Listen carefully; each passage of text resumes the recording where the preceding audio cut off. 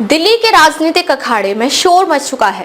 कांग्रेस ने अपनी पहली सूची में 21 योद्धाओं का ऐलान कर दिया है, लेकिन क्या इन नामों में छिपी है कांग्रेस की खोई जमीन वापस लाने की चाल?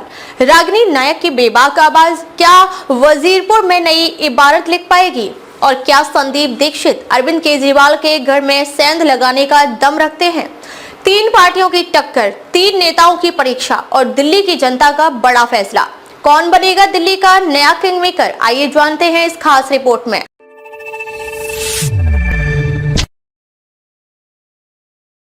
नमस्कार, मैं अंजना और आप देख रहे हैं विश्व प्रेम न्यूज। आइए बढ़ते हैं आज की बड़ी खबर की ओर। दिल्ली विधानसभा चुनावों के मद्देनजर कांग्रेस पार्टी ने अपनी पहली सूची में 21 उम्मीदवारों के नामों की घोषणा कर दी है, जो पार्टी की चुनावी रणनीति और आगामी मुकाबले की दिशा को स्पष्ट करते हैं।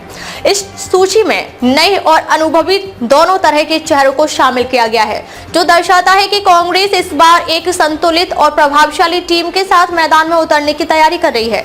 इस सूची में सबसे प्रमुख नामों में से एक है वजीरपुर सीट से कांग्रेस ने अपनी राष्ट्रीय प्रवक्ता रागिनी नायक को मैदान में उतारकर एक बड़ा राजनीतिक दांव खेला है।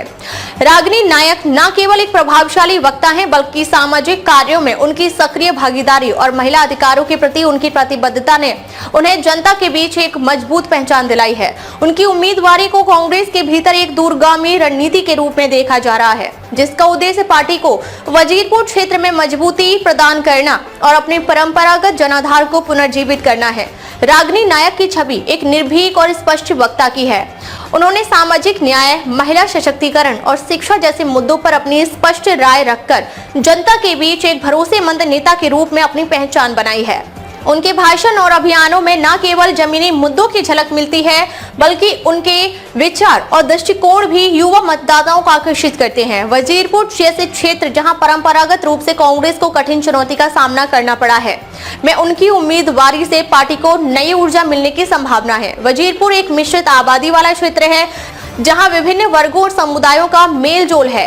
ऐसे क्षेत्र में रागिनी नायक जैसे नेता की उम्मीदवारी का मतलब यह है कि कांग्रेस ने मतदाताओं को एक सशक्त और प्रगतिशील विकल्प देने की योजना बनाई है। उनकी सामाजिक कार्यकर्ता की छवि और महिला अधिकारों पर उनके विचार मतदाताओं के बीच एक नया संदेश भेजने में सफल हो सकते हैं। कांग्रेस का यह दाव इसलिए भी महत्वपूर्ण है क्योंकि दिल्ली में पिछले कुछ चुनावों में पार्टी को अपनी खोई हुई जमीन वापस पाने में कठिनाई हुई है। रागिनी नायक की उम्मीदवारी पर चर्चा करते हुए राजनीतिक विश्लेषकों का कहना है कि यह कदम कांग्रेस की नई रणनीति को दर्शाता है, जिसमें पार्टी युवा और नई ऊर्जा वालों नेताओं को सामने लाने का प्रयास कर रही है। रागिनी की पहचान एक आधुनिक और प्रगतिशील नेता के रूप में है और कांग्रेस को उम्मीद है कि उनकी उम्मीदवारी से पार्टी को वजीरपुर क्षेत्र में सकारात्मक परिणाम मिल सकते हैं। वजीरपुर सीट पर चुनाव प्रचार पहले से ही जोर पकड़ चुका है। इस बार का मुकाबला विशेष रूप से दिलचस्प हो गया है क्योंकि सभी प्रमुख पार्टियों ने अपने प्रमुख उम्मीदवार उतारे हैं। आम आदमी पार्टी और भारतीय जनता पार्टी ने भी अपने उम्मीदवारों को मैदान में उतारकर चुनाव को त्रिकोणीय बना दिया है। ऐसे में रागिनी नायक की उम्मीदवारी कांग्रेस के लिए एक निर्णायक मोड़ साबित हो सकती है। रागिनी नायक के समर्थकों का कहना है कि उनकी उम्मीदवार जनता की आवाज को बुलंद करने वाली साबित होगी। उनकी सक्रियता और सामाजिक मुद्दों पर उनकी गहरी समझ उन्हें एक प्रभावी नेता के रूप में स्थापित करती है। वहीं उनके आलोचक इस बात पर जोर दे रहे हैं कि क्षेत्र में कांग्रेस की पकड़ कमजोर होने के कारण यह देखना दिलचस्प होगा कि रागिनी नायक किस हद तक मतदाताओं का विश्वास जीतने में सफल होंगी। चुनाव के नतीजे चाहे जो भी हो, रागिनी नायक की उम्मीदवारी ने वजीरपुर क्षेत्र में राजनीतिक संवाद और बहस का नया स्तर स्थापित कर दिया है। उनका नामांकन कांग्रेस के लिए एक साहसिक और रणनीतिक कदम है, जो पार्टी की बदलती प्राथमिकताओं और भविष्य की योजनाओं को दर्शाता है। जनता का निर्णय यह तय करेगा कि वजीरपुर की राजनीति में यह बदलाव कितना प्रभावी साबित होता है। दूसरी ओर कांग्रेस ने नई दिल्ली विधानसभा सीट पर अपने पत्ते खोलते हुए पार्टी के वरिष्ठ नेता और पूर्व मुख्यमंत्री शीला दीक्षित के बेटे संदीप दीक्षित को उम्मीदवार घोषित किया है। यह सीट दिल्ली के मुख्यमंत्री अरविंद केजरीवाल की पारंपरिक सीट मानी जाती है, जहां राजनीतिक माहौल और भी गर्मा गया है। अन्य पार्टियों की प्रतिक्रियाएं और उनकी रणनीतियां अब और अधिक महत्वपूर्ण हो गई हैं। दिल्ली चुनाव न केवल स्थानीय स्तर पर बल्कि राष्ट्रीय राजनीति पर भी प्रभाव डाल सकता है। कांग्रेस के लिए यह चुनाव केवल सीटों की लड़ाई नहीं है, बल्कि अपने खोए हुए राजनीतिक प्रभाव को वापस पाने का एक महत्वपूर्ण अवसर भी है।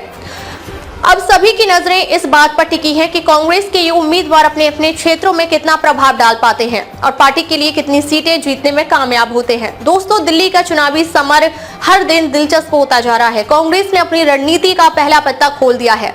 अब देखना यह है कि क्या यह कदम पार्टी को उसके खोए हुए राजनीतिक आधार को वापस लाने में मदद करेगा। आपकी क्या राय है? क्या कांग्रेस दिल्ली में अपनी स्थिति मजबूत कर पाएगी? अपनी राय हमें कमेंट में बताएं।